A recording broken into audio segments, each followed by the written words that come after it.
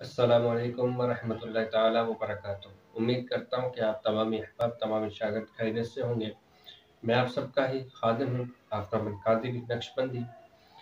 उम्मीद करता हूँ कि आप तमाम अहबाब ने पिछले 3 असबाक जो गुजरे हैं उनको आपने अज़बर कर लिया होगा, ज़हन नशीन कर लिया होगा और तमाम मामलात, यही उम्मीद है कि आप उन तमाम चीज़ों को बगौर समझ भी लिया होगा। तो पिछला जो हमारा क्लास था सबक नंबर 3 इल्म सआत के मुतालिक था। इल्म सआत के मुतालिक हमने कुछ बातें जानी थी और इल्म सआत किस तरह निकाला जाता है, वक्त किस तरह निकाला जाता है, वो हमने उस क्लिप में, उस तीसरे सबक में हमने सीखा था।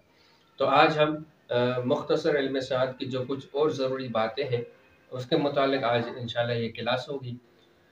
आज जो हम सबसे पहले अहम बात ये नोट कर लें कि जो इल्म सआत में जो ये दिन है और दिनों के जो सैयारे हैं वो उसी दिन के मुताबिक ही आएंगे, यानी वो बदलेंगे नहीं। जिस तरह के ज़ुहल है तो ये हफ्ते के दिन आएगा और ये हफ्ते के दिन का हाकिम सैयारा कहलाएगा।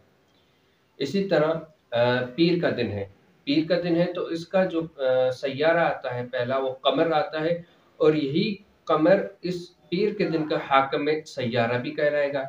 इसी तरह मंगल का दिन ले लें, मंगल के दिन का हाकिम सैयारा मरीख है, क्योंकि यही पहला जो सैयारा है वो मरीख वो मंगल के दिन आता है। तो अब जो ये साते हैं, जो ये पहले सैयारे हैं वो कभी भी नहीं बदलेंगे, इनका ताल्लुक इन दिनों से ही है, यानी कभी भी नहीं बदलेंगे। जिस तरह ज़ुहल का ताल्लुक हफ्ते से है और पीर का ताल्लुक कमर से है, मंगल का ताल्लुक मरीख से है, इसी तरह हम चलते जाएंगे। जो चार्ट दिया है वो इसीलिए दिया है कि ताकि आप उसको बगौर करें। और एक और मैंने इल्म सआत के जो तीसरे सबक में एक चार्ट मुख्तसर जो नीचे भी दिया हुआ था सबक में कि इनके दिनों के और दिन के जो हाकिम सैयारा उसको भी मैंने वाज़ेह करके वहाँ पे लिख दिया था। तो ये तमाम चीज़ें आप नोट कर लीजिएगा अगर आपने नोट नहीं किया हो। तो आज हम इस क्लास में जानेंगे कि इन सैयारे के अंदर जब ये सैयारे आए तो इन सैयारों में कौन से काम किए जाए। अच्छा, इससे पहले आप ये भी समझ लें कि इल्म सआत और इल्म तावीज़ात या अमलियात ये सात हैं। जिस तरह आप देखें कि कोई एक सात है, मिसाल के तौर पर ज़ुहल है। अब ये ज़ुहल की जो सात है इसमें अक्सर तौर पर अदावत के, दुश्मनी के या फिर हलाके दुश्मनी के, दुश्मनों को ख़त्म करने के ऐसे काम किए जाते हैं। तो इस तरह के जो हलाके दुश्मन के तावीज़ात हों या फिर अदावत के तावीज़ात हों तो वो ज़ुहल के साथ में लिखे जाएंगे या फिर मरीख के साथ में लिखे जाएंगे। अब ये है कि इनका ताल्लुक क्या है। इनका ताल्लुक ये है, देखें ना, हर चीज़ का एक वक्त है, हर चीज़ का एक वक्त है। इसी तरह हर तावीज़, हर अमल का एक वक्त है। अच्छे तावीज़ात लिखे जाएं, जिस तरह के मोहब्बत के तावीज़ात हो गए तो ये मुश्तरी में लिखे जाएं, ज़ोहरा में लिखे जाएं, ज़्यादा बेहतर है। तो इनका ये ताल्लुक है इनके साथ कि इन सातों के अंदर एक तासीर अल्लाह रब्बुल इज़्ज़त ने रखी है कि इनकी तासीर है। उन तासीरात के मुताबिक जब हम काम करते हैं, कोई भी अच्छा काम करेंगे तो अच्छी सात को तलाश करेंगे, उसमें लिखेंगे। और अगर कोई नहस काम करना है, अदावत का काम करना है, लड़ाई झगड़े वाले काम करने, जहाँ शरीयत इजाज़त दे वहाँ, तो ऐसे हम फिर इसके लिए ऐसी सात को तलाश करेंगे जो इन अमाल, इन तावीज़ात के मुताबिक हो। ठीक है, ये है इसका ताल्लुक। बाकी हम और अहम बात ये है कि ये भी ना हो कि बस इन्हीं सातों में हम करेंगे तो काम होगा, इसके अलावा नहीं होगा। बल्कि नहीं, अल्लाह रब्बुल इज़्ज़त तासीर देने वाली ज़ात है। वो चाहे तो किसी भी साथ में वो तासीर अता कर सकता है, और चाहे तो हम अच्छे तावीज़ात लिखें, सात मुश्तरी में लिखें, ज़ोहरा में लिखें और हमारा काम ना हो, ये भी हो सकता है। तो ये फिर इल्मी एतबार से हमने बात यहाँ पे आपको बताई है, ताकि आप अमलियात की दुनिया में आ रहे हैं तो ये अमलियात का दुनिया का एक इल्म है, ताकि आप इसको समझ सकें, आप ये इल्म सीख रहे हैं, इसलिए हमने इस बात को यहाँ पर वाज़ेह किया। और बसा औक़ात ये चीज़ें ज़्यादा ज़रूरी भी हो जाती हैं, जिस तरह के मरीख़, ज़ुहल, इन सातों का ख्याल करके फिर अदावत के तावीज़ लिखे जाते हैं और फिर वो तीर बहदफ साबित होते हैं। क्योंकि एक जिसका जो काम था जिस वक्त में करना था उसी वक्त में किया गया, इसीलिए वो तीर बहदफ साबित हुआ। उम्मीद करता हूँ कि आपको ये बात समझ में आ गई होगी कि इसका ताल्लुक क्या है। अब भी अगर नहीं आए हो तो आप ग्रुप में सवालात कर सकते हैं। अब इसी तरह आप के ताल्लुकात क्या हैं, तो इस हवाले से आज इसमें मुख्तसर ये भी बात आपको बताऊंगे कि हर साथ में कौन से काम किए जाएं तो ज़्यादा बेहतर रहते हैं। इस हवाले से आज की हमारी क्लास होगी। तो अब आ जाएं हमने पढ़ा था सात मुश्तरी। अब सात मुश्तरी में कौन से काम किए जाते हैं वो आप देख लें। देखें कि सात मुश्तरी में कशाइश से रिस्क को बढ़ाने के लिए, तरक्की मदारिज, तस्खीर पैदा करने के लिए, लोगों के दिलों में मोहब्बत पैदा करने के लिए, ठीक है, और इस तरह गायब को हाजिर करने के लिए अगर मुश्तरी के साथ में काम किया जाए, तावीज़ लिखा जाए तो ज़्यादा बेहतर होता है। इसी तरह रफ़ाए बीमारी, तरक्की इल्म वगैरह के तावीज़ात व अमलियात करना ज़ोद व असर साबित होते हैं इस साथ में। और मुश्तरी का ये अहले इल्म हजरात से मंसूब है, यानी अहले इल्म हजरात अगर इसमें ज़्यादा पढ़ाई वगैरह करेंगे, अपने अमाल करेंगे तो उनके लिए ज़्यादा फ़ायदेमंद साबित होगा। सात ज़ोहरा में देख लें, अब सात ज़ोहरा में क्या क्या काम होते हैं। सात ज़ोहरा में ज़बानबंदी के काम, ख्वाबबंदी वगैरह के तावीज़ात व अमलियात करना मुफीद है।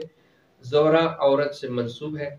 इसी तरह सात उतारत में मोहब्बत, ख्वाबबंदी, ज़बानबंदी, तीगबंदी के तावीज़ात, यानी कि जो असले हैं, हथियार वगैरह, ऐसे नकूश तैयार किए जाएं कि उनको पहना जाए तो वो फिर बुलेट प्रूफ का काम करते हैं। तीगबंदी का माना हथियारों को बंद करना, ठीक है। तावीज़ात व अमलियात सरी असर साबित होते हैं। ये उतारत अहले दीवान, वकीलों और मुहर्रिरों से मंसूब है। सात शम्स, अब सात शम्स में कौन से काम ज़्यादा बेहतर हैं देख लें। सात शम्स में तस्खीर सलातीन और बादशाह और सेहत अमराज के तावीज़ात व अमलियात बेहतर साबित होते हैं। शम्स हुक्काम में बाला, सुल्तान व बादशाह से मंसूब है।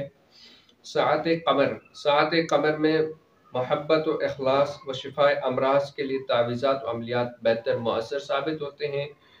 सात ज़ोहल में हलाके दुश्मनान, अदावत, दुश्मन के घर व कारोबार को बर्बाद करने की तावीज़ात व अमलियात तीर बहादुर साबित हैं। ज़ोहल इसी तरह ज़ोहल दहकाम और मशाइख हजरात से मंसूब है। सात मरीख में अदावत व तफरीक, मखूरी आदा, जंग व मुकदमात में मुकाबल की शिकस्त व हलाकत के तावीज़ात व अमलियात में कामयाब साबित होते हैं। फौज व असलाह व जंग से मंसूब है मरीख, ठीक है। ये बात, अब ये चीज़ें जो मैंने आपको बताई हैं, आपको अभी थोड़ा हो सकता हो कि बात ज़हन से निकल हो। तो ऐसे अगर मिसाल के तौर पर आपके पास कोई वकील आया, अब वकील के साथ आपके पास वकील आया या मुहर्रिर आया, तो उसने वकील कह रहा है कि मैं मुकदमा लड़ रहा हूँ कोर्ट में, अब मेरे लिए कोई नक्श तैयार करें। आपके पास नक्श तो बहुत होंगे, अब आप उसके लिए नक्श तैयार करना चाहते हैं। अब उसके लिए यानी वकील के लिए साथ बेहतर कौन सी है, वो उतारत की साथ है। अब आप हिसाब करेंगे, हिसाब किताब करके उस दिन की जो उतारत की साथ जिस वक्त में आए, तो उस वक्त में आप उसके लिए अमल पढ़ कर तैयार करेंगे और उसी वक्त में आप उसको नक्श लिख कर तैयार करके दे देंगे, फिर इंशाल्लाह यही ताबीर उसको लिए तीर बहादुर साबित होगी। इसी तरह कोई आ जाए आपके पास, भाई दो बंदों के दरमियान अदावत करानी है, तो इसके लिए आप उसे कहेंगे कि आप सब्र करें, मैं हिसाब किताब करूं। हिसाब किताब कर लेने के बाद फिर जब ज़ोहल का वक्त आप निकाल लेंगे, तो ज़ोहल के वक्त उसके लिए वो अमल भी करें और उसको तावीज़ लिख के दे दें, तो इंशाल्लाह ये तीर बहदफ साबित होगी। तो ये मैंने आपको बताया भी, वो चार्ट भी आप देख रहे हैं कि हर साथ में कौन कौन से काम किए जाए, तो ये मैंने आपको बता भी दिया और चार्ट भी आपके सामने लग गया है, ठीक है। इन सातों में अगर ये काम किए जाए तो तीर बहदफ साबित होते हैं। इसके अलावा फिर आगे मजीद आप देखें कि अब औकात कार, जिस तरह वक्त है, सुबह का वक्त है, जोहर का वक्त है, अपना इशा का वक्त है, मगरिब का वक्त है, तो इन वक्तों का भी ताल्लुक है तावीज़ात के साथ कि अगर इन वक्तों में फुला फुला काम किए जाएं जो इन वक्तों में किए जाते हैं, तो वो तीर बहदफ साबित होते हैं। जिस तरह अब सुबह के वक्त है, सुबह के वक्त आप कौन से तावीज़ात लिखें तो ज़्यादा मौसर हैं। इसी सुबह के वक्त में मोहब्बत के तावीज़ात लिख सकते हैं, तस्खीर के लिए लिख सकते हैं, तरक्की रोज़गार व कशाइश रिज़्क़ वगैरह के लिए आप लिख सकते हैं। तो इस वक्त में ये आमाल और ये तावीज़ात ज़्यादा असर साबित होते हैं। अब वक्त नीम चाश्त, यानी जो चाश्त का वक्त इब्तिदाई शुरू हो, उस वक्त में क्या कर सकते हैं। उस वक्त में आप सेहत अज बीमारी, यानी बीमार शख्सों के लिए तावीज़ात लिखें, उनके लिए पानी दम करके रखते हैं, उनके लिए आमाल तैयार करें, ठीक है। अब आप ज़ोहर के वक़्त अदावत और बुग़्ज़ हो, हालाँकि अदावत की तावीज़ात लिख सकते हैं, बुग़्ज़ यानी 2 दुश्मनों के दरमियान बुग़्ज़ पैदा करने के लिए, उनके दरमियान नाजायज़ ताल्लुकात हो गए हों, तो उनके दरमियान अदावत पैदा करने के लिए, बुग़्ज़ पैदा करने के लिए तो ज़ोहर का वक़्त बेहतर है कि उस वक़्त आप उसके लिए अमल भी करें और तावीज़ात लिखें तो ज़्यादा बेहतर है। इस तरह हलाकत के तावीज़ात, ज़बानबंदी वग़ैरह के तावीज़ात ज़ोहर के वक़्त लिखे जाएँ तो ज़्यादा फ़ायदेमंद साबित होते हैं।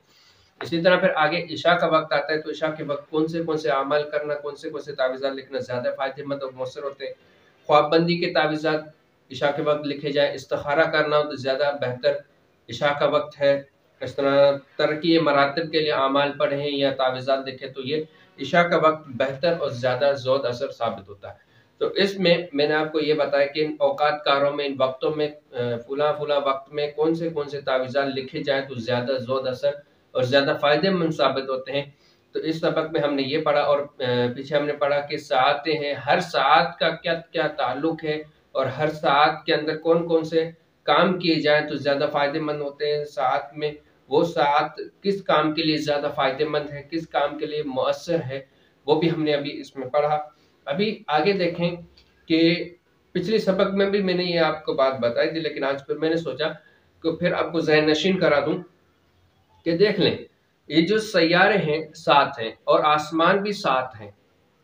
पिछले सबक में मैंने कहा था कि आप लोग उस चीज़ को चार्ट बना के निकाल लिए तो काफ़ी अब आप सुस्ती का शिकार हैं कि वो बना के सेंड नहीं कर रहे हैं और सवाल जवाब भी सही तरह वीडियो भी नहीं देखते, फिर वो सवाल जवाब करते हैं, हालाँकि वही सवाल के जवाब उसी क्लब में मौजूद है। तो मेहरबानी करके आप ये जो पढ़ रहे हैं तो उसकी जो भी आप सीख रहे हैं उसके नोट बना के लाज़मी ग्रुप में सेंड करें, ताकि बाद में जब आपको सनद दी जाए तो हमारे लिए आसानी हो कि आपको तमाम नंबरिंग भी दी जाए। ठीक है? अब देखें 7 सैयारे हैं और 7 आसमान हैं। अब हर आसमान में एक सैयारा मौजूद है। देख लें कि ज़ुहल है। ज़ुहल 7वें आसमान पर है। ज़ुहल का ताल्लुक 7वें आसमान पर है। मुश्तरी है तो ये 6ठे आसमान पर है। इसी तरह मरीख है 5वें आसमान पर, शम्स है 4थे आसमान पर, ज़ुहरा है 3रे आसमान पर, उतारद है 2रे आसमान पर, कमर है पहले आसमान पर। इस एक बात मैं आपको कहूँगा, हालांकि ये सबक से नहीं है लेकिन तब भी आपको ये बात कहूँ, हमने जो इल्मुल आदात में असबाक पढ़े थे, जो अदद पढ़े थे, जो अली बात अबजद पढ़े थे, तो असल में ये जो अबजद हैं इल्मुल आदात में ये अबजद कमरी कहलाते हैं। ठीक है, अबजद कमरी कहलाते हैं और इनसे काम इसलिए लिया जाता है, ये हरूफ ज्यादा इसलिए अबजद कमरी ज्यादा इस्तेमाल इसलिए होते हैं क्योंकि ये पहले कमर जो है वो पहले आसमान पर मौजूद है, तो ये नजदीक होने की वजह से, उसी मुनासबत की वजह से हम जब भी कोई काम उस कमरी एतबार से करते हैं ज्यादा जोर असर साबित होता है। ठीक है, ये बात आप इसको भी समझ लीजिएगा, ज़हन नशीन कर लीजिए। अब देखिए ज़ोहल है तो ये ज़ोहल किस दिन का हाकिम में सैयारा है? हफ्ते के दिन का। मुश्तरी है किस दिन के हक में सैयारा है? जुमेरात का। मरीख है किस दिन के हक में सैयारा है? मंगल का। अपना शम्स है किस दिन का हक में सैयारा है? इतवार का। ज़ोहरा है ये किस दिन का हक में सैयारा है? जुमे का। उतारद है किस दिन का हक में सैयारा है? बुध के दिन का। कमर है ये किस दिन के हक में सैयारा है? पीर के दिन का। अब ये हाकिम सैयारा चाहे वक्त चेंज होते रहे, मगर ये हाकिम सैयारा अपने दिन को नहीं बदलते। जिस तरह हफ्ते का दिन हाकिम सैयारा ज़ुहल है तो अब ये ज़ुहल ही हमेशा रहेगा। पीर के दिन का कमर है तो हमेशा पीर के दिन का हाकिम सैयारा कमर ही रहेगा। ठीक है, उम्मीद करता हूँ कि आपको ये बात भी समझ में आ गई होगी। तो आज का जो हमारा सबक था कि हर सात हैं, 7 सात हैं और इन सातों में कौन कौन से काम किए जाएं ज़्यादा मौसर हैं। फिर जो वक्त है ज़ोहर का, फजर का, इन औकात कारों में हम कौन से काम लिखे, कौन से ताज़ात लिखे ज़्यादा मौसर हैं। फिर हमने समझा जाना कि 7 सैयारे हैं और 7 आसमान हैं, कौन सा सैयारा किस आसमान पर है ये भी हमने इसमें समझा, और हाकिम सैयारा किस दिन का कौन सा है ये भी हमने इस क्लब में समझा। तो तमाम अहबाब से गुजारिश है कि आप इस बात को बगौर समझ लीजिएगा और फिर उसके बाद फिर आप ऐसा कीजिएगा कि तमाम बातें सीख लेने के बाद, समझ लेने के बाद इसका नोट बना के लाजमी ग्रुप में सेंड कीजिएगा।